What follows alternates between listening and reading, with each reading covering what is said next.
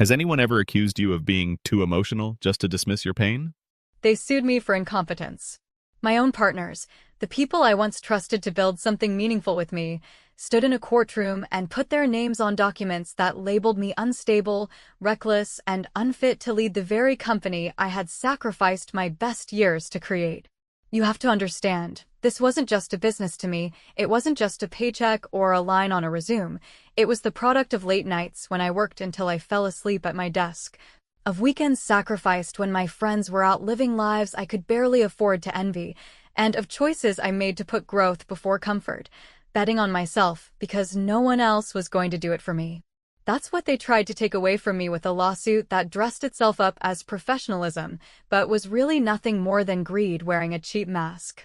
James was the architect of it all, and I should have known from the way he spoke about control, about streamlining leadership, that one day he would move from suggesting to scheming. He had this corporate polish, the kind of confidence that makes investors lean forward because he sounded like every CEO they thought they wanted. Rebecca was different. She was the one who smiled at me when I signed the founding documents, the one who pretended to understand the weight of risk I was carrying. But the minute things got serious and money began to grow in numbers she had never seen before, she flipped. Suddenly she wasn't the supportive partner, she was the accomplice, the person whispering in James's ear about my supposed emotional decisions and my lack of discipline. They packaged it all neatly into their lawsuit, painting me like some kind of liability, and when I first read it, I swear it felt like a punch to the chest.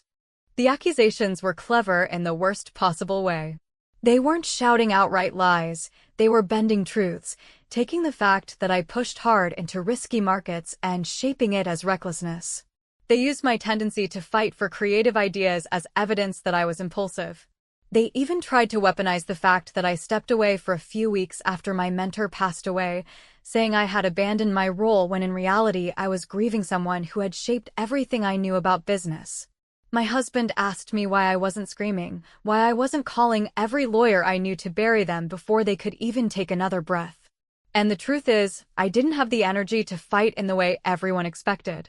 I didn't want to waste myself on their terms. What I did instead confused a lot of people. I didn't rush to correct the story. I didn't push back in interviews or call emergency meetings to restore confidence. I let them leak their poison into the market, let them gossip and spin it until clients started second-guessing me. And yes, it hurt like hell to watch people who once cheered for me suddenly nod when James presented his half-truths as facts. But every time I thought about clapping back, about screaming my side of the story, I remembered the way my mentor used to talk about patience. He used to say that in business wars, the loudest voice isn't the one that wins, it's the one that outlasts. So I stayed quiet, which made James smug and made Rebecca even more vicious. They thought silence meant defeat, they thought they had me cornered, and every arrogant step they took only confirmed that I was on the right path.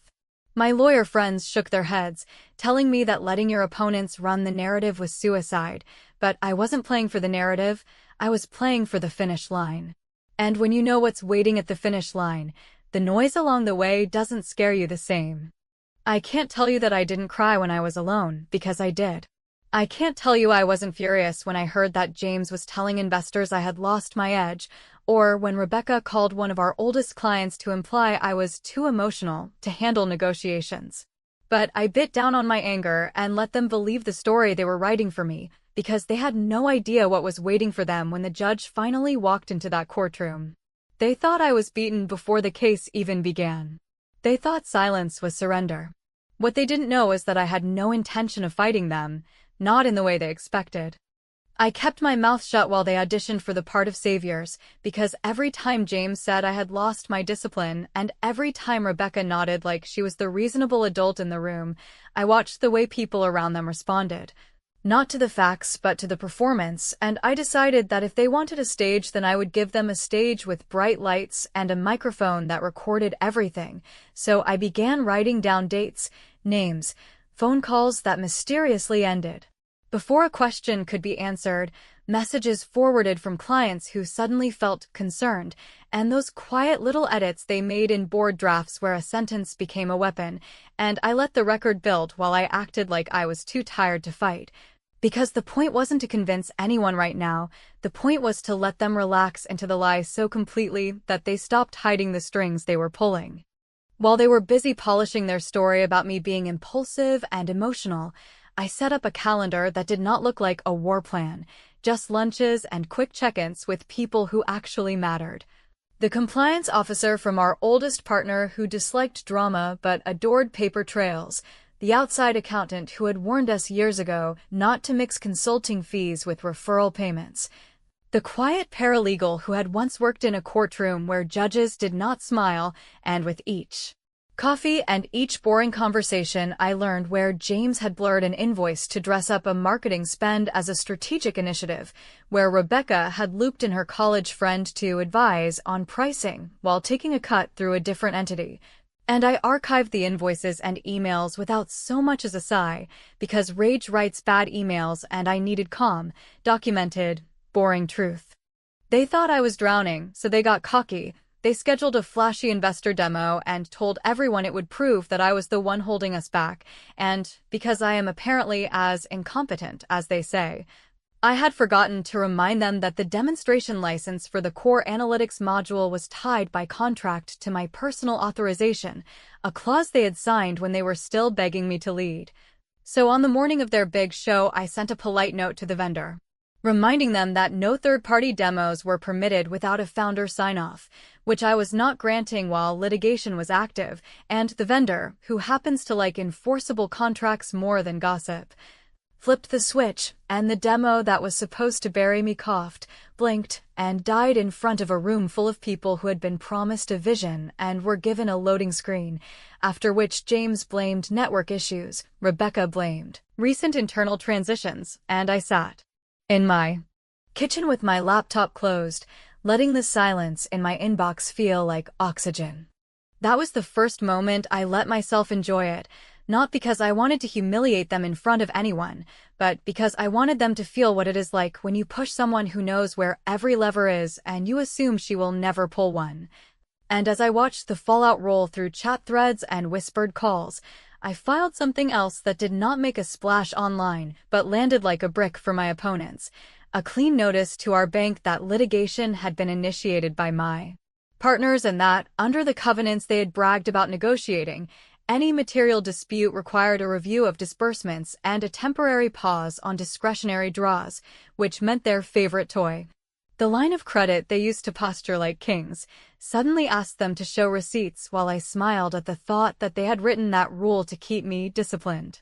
Friends told me I was being too passive, and maybe they were right in the short term, because it is hard to watch your name get dragged while you play chess with paperwork, yet I knew that if I tried to win online I would lose where it mattered, and besides, they were helping me without realizing it, since every podcast comment, every puffed-up email to a client, every slide deck where they reworded my strategy to make it sound chaotic, all of it became part of a pattern that a patient mind could follow from the first whisper to the last shove, and I was not only patient, I was being taught again by a ghost, because my mentor's voice stayed with me saying that you do not swing at every pitch, you wait for the one that ends the game. So when the court date finally came into focus, when the scheduling email settled and the case number turned from rumor to reality, I printed nothing more dramatic than a list of exhibits and put it in my bag. Then I walked slower than my nerves wanted. Because I had already done the loud parts in silence, the license pulled, the line of credit paused, the invoices preserved, the paper trail stitched tight enough to hold under bright bulbs, and as I stood outside the courtroom door and heard laughter from inside, the kind of laughter men use when they are certain the room belongs to them, I kept my face blank and my heart steady, since the only thing I needed to do now was take a seat, look straight ahead, and watch the first expression slide off James's face when he realized that the person sitting on the bench carried a name he should have recognized a long time ago. The morning the case was called, I sat behind counsel with my hands steady and my breathing slow while James performed his usual preening routine and Rebecca ran through the lines she had clearly rehearsed.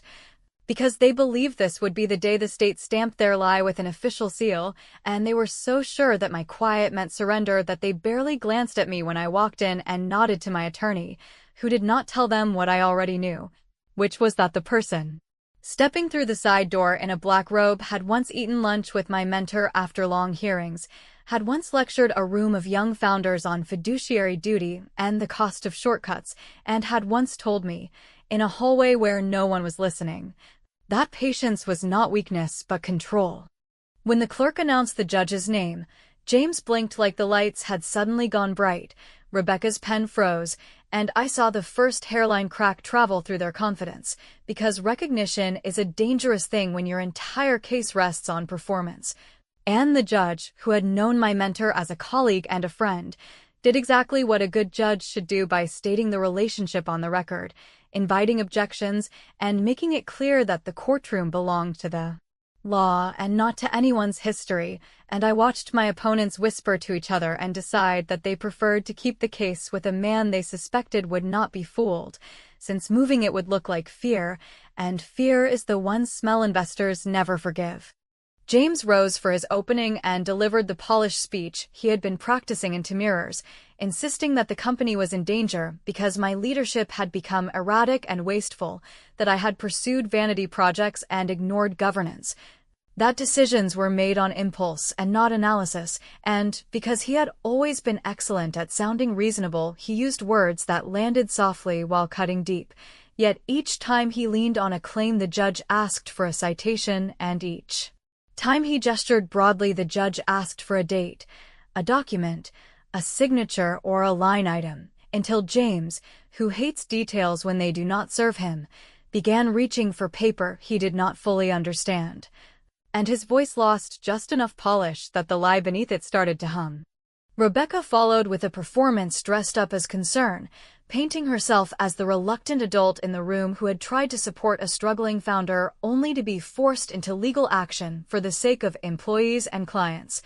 And I listened without twitching while she misquoted meetings and reworded my strategy memos as if they had always been warnings, until my attorney asked a question so simple it sounded like a courtesy, which was whether Rebecca could confirm that the financial spreadsheet attached to their filing was a faithful copy of the quarterly worksheet we used internally, and when she said yes, without looking at James, the first knew she had just stepped into the space we had prepared. Because my lawyer walked to the evidence cart and pulled a certified response from the cloud provider that hosts our version control, complete with the audit trail that showed the file was altered late at night by a user linked to James's executive assistant and not by our finance lead. And the judge took his time reading metadata while James sat absolutely still and Rebecca pretended to cough. I did not gloat and I did not smile, because the point was not humiliation but leverage, and as the judge asked why an internal financial document would be edited outside the finance workflow without a notation, my attorney explained the simplest truth in the room, which was that the only way their accusation that I was burning cash could appear plausible was if marketing experiments were mislabeled as operating losses, and if signed sponsorship offsets were moved out of the period where they belonged, and the cloud log proved that someone had done exactly that in a way that bypassed the standard controls we had all agreed to follow. So either we were looking at sloppiness that poisoned their own case, or we were staring at a pattern, and patterns, once named, tend to repeat themselves inconveniently. The judge did not scold them and did not praise me. He simply looked over his glasses and said that we would take testimony on authenticity before any reliance on the altered spreadsheet, and that sanctions for misrepresentation would remain on the table until the chain of custody was clean, which landed with the heavy quiet you only hear when power changes hands without anyone raising a voice. And in that quiet, I felt the first clean breath of the day, because the narrative they had choreographed just ran out of music, and before we broke for lunch, my attorney handed opposing counsel a supplemental notice listing additional exhibits under seal, each one a tiny doorway into a conversation they never expected to see examined under oath. And when James tried to protest about surprise, the judge reminded him that discovery had been open for weeks and that truth is not a surprise when you are telling it.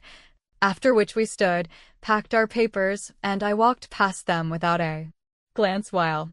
thinking not about the next headline but about the simple promise my mentor once made to me, which was that patience would earn its moment, and that moment, cold and precise and absolutely earned, had finally arrived. When we returned from the break, I let my attorney handle the rhythm while I focused on keeping my voice steady and my choices deliberate. Because the goal was no longer to defend myself against a fog of accusations, but to tighten a set of simple facts around James and Rebecca until the shape of what they had done was impossible to ignore. So we began with the dullest thing in the room.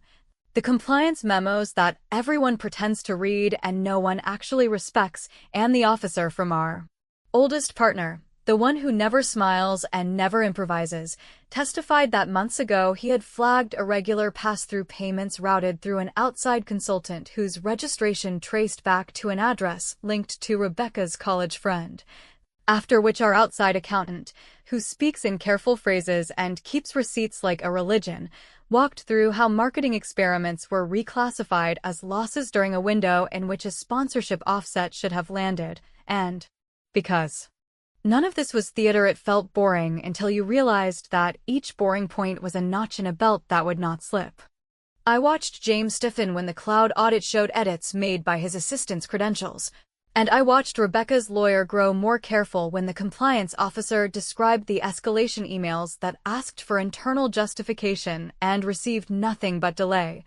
And I knew we were entering the part of the story where I could finally stop letting them define me, so when my attorney asked if I wished to address ownership of the core technology, one said yes and stood, not to give a speech, but to authenticate a simple assignment executed before they filed anything, a document moving the exclusive license for our analytics engine from the operating company to a holding vehicle that I control under my personal name. Executed with board notice at a time when they were drunk on expansion and grateful that I had secured the vendor relationship without dilution, which meant that while they tried to paint me as reckless, I had actually done the one conservative thing that matters. I had safeguarded the engine that drives the business in a place where no one could pawn it for short-term power. Their faces did not crumble, they just went still, and in that stillness I filed the short request everyone dreads because of what it implies, a motion to enjoin any use of my personal license without written authorization pending resolution. And the vendor representative, who attends hearings once in a decade, told the court in a voice that carried more weight than any of our posturing that the contract text was unambiguous, that the license traveled with my authorization, and that any attempt to use, modify, or sublicense the engine without it would constitute breach, and you could feel the temperature change because investors can forgive drama and even forgive waste, but they do not forgive losing the thing they actually invested in, which in our case was not a brand and not a set of smiling faces, but a piece of technology that did not belong to James's swagger or Rebecca's spin. Then we moved to relationships, because the myth they sold was that I had alienated our clients with emotion, so I authenticated a quiet stack of renewal letters timed to go live the moment the court acknowledged the license transfer. Letters that committed spend to a post-dispute structure that placed me as signatory and tied preferential pricing to my continued management, and while opposing counsel sputtered about undue pressure, the judge read the language as if it were a grocery list and asked whether the counterparties had counsel, and because each one did, and because each one had insisted on a no-poison clause that insulated them from partner infighting, the narrative that I was a liability began to evaporate in the only way that matters, which is when money does not move without you. I did not stop there, because revenge that only hurts your enemies once will never keep them honest, so I put into the record the bank correspondence that triggered a covenant review the day they filed their suit.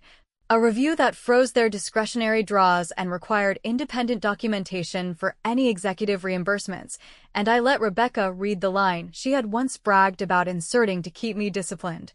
The one that turned into a wall the second she tried to expense her little lobbying lunches, and I felt a calm that had nothing to do with winning press and everything to do with something cleaner, which was the feeling of aligning facts so tightly that the room had to breathe in a new rhythm. By the time my attorney finished, the judge had not praised me and had not scolded them. He had simply narrowed the funnel of what would matter at trial to a set of authenticated documents, a set of credible witnesses, and a chain of custody that now worked against the people who assumed I would fold. And as we prepared to adjourn, I asked for permission to add a final exhibit under seal, a letter whose existence had been known to exactly 3 people, because before my mentor died he wrote, Something that was not a will and not a contract, but a formal statement tied to the origin of the engine and the original allocation of rights, a document that spoke directly to ownership, intent, and succession. And while James tried to object on grounds that sounded more nervous than legal, the judge allowed it with the same neutral tone he had used all day, after which I placed the sealed envelope on the evidence cart and watched Rebecca stare at it like it might erase itself if she wished. Hard. Enough, and I told myself to keep breathing, because the paper they never imagined existed would be opened in the morning, and when it was read into the record, the game they thought they were winning would end on my terms. In the morning the envelope was opened without drama and without speeches, because the judge, who had already made it clear that this room belonged to the law, broke the seal, read the declaration line by line, and then let counsel approach while I stood very still and listened to my mentor's voice come back to life in language that was dry, careful, and impossible to twist. A sworn statement executed months before his final hospital stay that described the origin of the analytics engine, the transfer of exclusive educational and commercial rights to me as his chosen successor, the archived repository signatures attached as an exhibit with hash values and dates that matched our cloud history, and the explicit restriction that any derivative work created within our company would trace to my authorization, not as a sentimental gesture, but as the legal backbone of the thing they tried to pry out of my hands with gossip dressed up as governance. Opposing counsel tried to frame it as nostalgia, and the judge asked a question that cut through the theater, which was whether the declaration had been referenced in the license agreement I produced the previous day. And when my attorney pointed to the clause that cross-referenced the very exhibit James pretended had never existed, the temperature shifted again, because even if you do not understand code, you understand provenance. And even if you do not love me, you understand that forged spreadsheets and side deals look very small next to a clean line of ownership that begins before the first investor check and continues through every release. So when the judge said we would proceed to closing on the injunction and take up sanctions after authenticity testimony, I saw James's confidence turn into math. The kind that tells you the cost of staying in the fight is about to exceed the value of the trophy you wanted to steal. I did not stand up to gloat or to deliver a victory monologue. I simply asked for a brief recess to confer, because my mentor taught me that leverage is wasted on speeches. And in the hallway I told my attorney to make the offer I had written months earlier in a document labeled with an unremarkable name, so I would not be tempted to read it when I was angry. An offer that said we would move to dismiss their suit with prejudice and publicly state that differing strategic views had been resolved. In exchange for their immediate resignations as officers, their voluntary surrender of unvested equity, the return of every dollar improperly routed through friendly consultants, a written apology to the employees who had been dragged through their performance, and a lifetime non-disparagement clause that covered not only the company and me but our clients and partners, with one final term that tasted like steel, which was that any breach would trigger a referral of the altered records issue to the bar committee and the district attorney without further negotiation. They postured, because men like James are built to posture even when they are falling, and Rebecca chewed on half a dozen arguments that died before they reached her lips, and then the banker called their lawyer with a truth everyone pretends is private, that the covenant review would not lift while litigation was active, and the vendor would not reinstate access without my signature, which meant no product, no demo, no quarter, and the posture collapsed into a request for time that we declined. With a sentence I enjoyed more than I expected, because my attorney said we had all the time in the world and yet the terms would be less generous by afternoon, so if they wanted dignity they could take it right now while it was still on the table. Back inside, the judge took the agreement under advisement, asked each of them if they understood the terms and the consequences, and when they said yes with voices that finally sounded honest, he set a compliance conference and granted the injunction on the license until the paperwork was complete, after which the clerk stamped the calendar and the room emptied so fast you could hear the door mechanism breathe. And I stayed seated for a moment longer than necessary, not because I wanted to savor anyone's defeat, but because I wanted to remember what it felt like to keep my mouth shut while people mistook silence for weakness, and then to watch that silence turn into gravity that none of them could escape. After the orders were signed, we sent the renewal letters, the vendor reactivated the key, the bank cleared the noise, and I walked through the office with the quiet satisfaction of someone who knows she does not need to broadcast victory for it to be real. Because the people who matter saw everything they needed to see, and the people who do not matter will forget by next week and replace the story with a new rumor, and that is fine with me, since there is work to do, teams to rebuild, and a product that deserves leadership that will not pawn it for status. I still hear my husband asking why I did not fight sooner, and I tell him the same thing I am telling you now, that I did fight, only I chose to do it where results live and not where noise gets rewards, that I let them be loud so the record could be louder, that I waited until they were standing exactly where the truth would trip them, and when the moment came I moved one piece and the game ended, not because I am kinder or smarter than they are, but because I refuse to spend my life proving myself to people who benefit from my doubt, and while there will be whispers and side eyes and a few bitter messages, I can live with all of that. Since the engine is safe, the company is mine, the employees who believed in me have a leader who will not fold. And the next time someone tells me I am too emotional to run what I built, I will remember the day a judge read my mentor's words into the record and the room shifted, and I will keep my voice low and my plan simple, because the sweetest victory is the one that looks like calm while the ground moves under your enemy's feet.